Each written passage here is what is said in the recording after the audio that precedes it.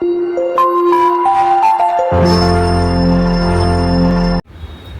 2024 का रिजल्ट आए तकरीबन 40 दिन हो रहे हैं। 4 जून को नीट 2024 का रिजल्ट आया। ख्याल है ये वही दिन है 4 जून जिस दिन देश में लोकसभा के चुनाव के परिणाम आ रहे थे और सारे देश की निगाहें लोकसभा परिणाम के ऊपर थी। 4 जून को रिजल्ट आता है। रिजल्ट आने के बाद से उससे पहले से भी पेपर लीक को लेके एक सोशल मीडिया पे एक हंगामा मचा हुआ था और ये हंगामा इतना बढ़ा कि अल्टीमेटली लोगों को, एस्पायरेंट्स को, उनके गार्जियंस को और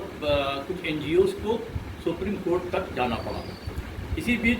कुछ कोचिंग इंस्टीट्यूट ने भी सुप्रीम कोर्ट का रुख किया था, लेकिन सुप्रीम कोर्ट ने उनके दावे को ये कह के ठुकरा दिया कि आपका काम था कोचिंग देना, आपने कोचिंग दे ली, आपका काम खत्म। बहरहाल अभी भी 37 पिटीशन सुप्रीम कोर्ट में हैं, जिसमें से 33 पिटीशन स्टूडेंट्स के हैं, एनजीओज़ के हैं, उनके पेरेंट्स के, और 4 पिटीशन नेशनल टेस्टिंग एजेंसी के और सेंट्रल गवर्नमेंट के हैं। 8 जुलाई को तारीख थी सुप्रीम कोर्ट में इस इशू को लेके। सुप्रीम कोर्ट ने कुछ सवालात किए थे नेशनल टेस्टिंग एजेंसी एनटीए से भी, सेंट्रल गवर्नमेंट से भी, सीबीआई से भी कहा था कि आप अपनी रिपोर्ट पेश करें, और जो एस्पायरेंट्स की तरफ से जो पिटीशन थे उस पर सुप्रीम कोर्ट ने कहा था कि आप लोग 10 पेज का हमको एक स्पष्टीकरण दें, 10 पेज का हमको एक नोट बना के दें कि आपको क्यों ये लग रहा है कि इस एग्ज़ाम में कहीं कोई कंस्पिरेसी है या कहीं कोई माल प्रैक्टिस इन्वॉल्व है। इसके बाद 10 जुलाई को दोबारा सुप्रीम कोर्ट में ये सारी चीज़ें, सीबीआई ने अपनी रिपोर्ट जमा कर दी है, एनटीए ने, सेंट्रल गवर्नमेंट ने, एनटीए ने अपनी रिपोर्ट जमा कर दी है, और जबकि नेशनल टेस्टिंग एजेंसी ने एक काम ये भी किया है कि अपने जो उस वक्त के डायरेक्टर जनरल सुबोध सिंह थे, डॉक्टर सुबोध सिंह को अपने पद से मुक्त कर दिया है, उनको रिलीव कर दिया, और उनकी जगह जो है परदेश सिंह खरोला को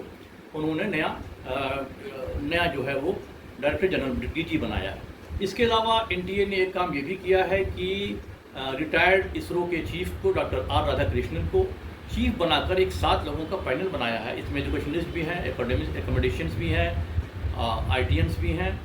और जो बुद्धिजीवी हैं, जो सब्जेक्ट के एक्सपर्ट्स हैं, उनकी एक कमेटी बनाई है ताकि आने वाले समय में जितने एनटीए के तहत जितने भी कंपटीशन प्रतियोगिताएँ आती हैं उसमें कैसे हम उसको फुल प्रूफ कर सकें। हंगामा उस वक्त शुरू हुआ जब लोकल चैनल्स पे, जब सोशल मीडिया पे कुछ वीडियोस वायरल होने लगे।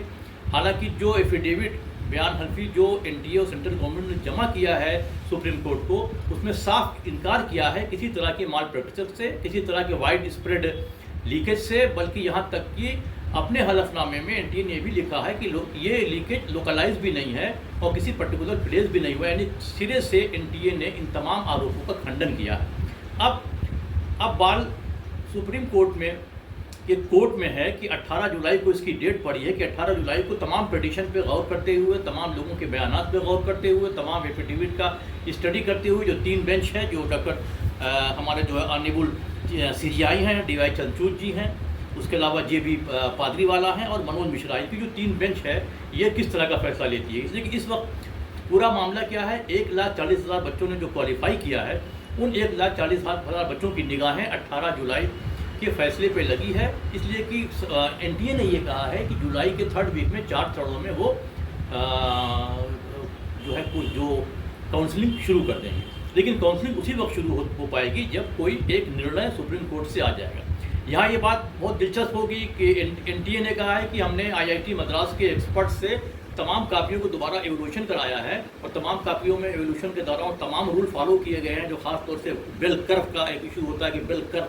को फॉलो किया गया है नहीं किया गया है, वो सारे इश्यूज फॉलो किए गए हैं और किसी तरह की कोई अनियमितता नहीं पाई गई है। लेकिन इसमें दिलचस्प पहलू एक ये भी है कि आईआईटी मद्रास ये कैसे पता लगाएगा कि किस बच्चे को पेपर लीक हुआ है या नहीं हुआ। काफ़ी देख के एवोल्यूशन करके ये कैसे पता चलेगा, ये भी एक क्वेश्चन मार्क है इस पर। दूसरी बात यह है कि 1,40,000 बच्चों का भविष्य जरूर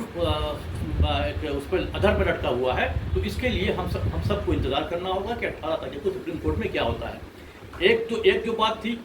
कि ये जो एग्ज़ाम हुआ ये 5 मई को देश के 4,750 सेंटर पे और विदेश में 14 सेंटर पे हुआ, 571 शहरों में। इतना बड़ा एग्ज़ाम जो 33,33,33,000 बच्चों ने दिया, इसको संपन्न कराना भी अपने आप में एक चैलेंज है। कुछ लोग ये राय दे रहे हैं कि ऑनलाइन परीक्षा कराई जाए, लेकिन 23,33,000 बच्चों की ऑनलाइन परीक्षा अचानक करा देना, ये साल भर के अंदर प्रिपेयर करा देना, ये संभव नहीं है भारत जैसे देश में। लोग वेस्टर्न कंट्रीज़ की, यूएसए की, यूके की बात कर रहे हैं, वहाँ पे एग्ज़ाम छोटे छोटे होते हैं। जो भी जितने भी कम्युनिटी एग्ज़ाम होते हैं वो कई चरणों में होते हैं, 3 चरणों में होते हैं, और वहाँ एस्पायरेंट्स को एक लिमिटेड मौका दिया जाता है, किसी को 7 बार, किसी कम्पिटिशन में 10 बार। तो भारत में अभी ये संभव नहीं है कि 23 लाख या 24 लाख बच्चों का एग्ज़ाम ऑनलाइन कराया जा सके। हाँ, आगे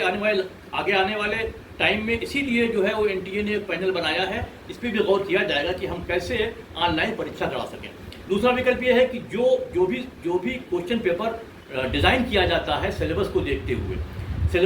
हुए जो पेपर सेट किया जाता है, वो पेपर की एक जो कापी सेट होती है उसकी अगर मल्टीपल कापी है, सपोज कर लीजिए कि अगर हम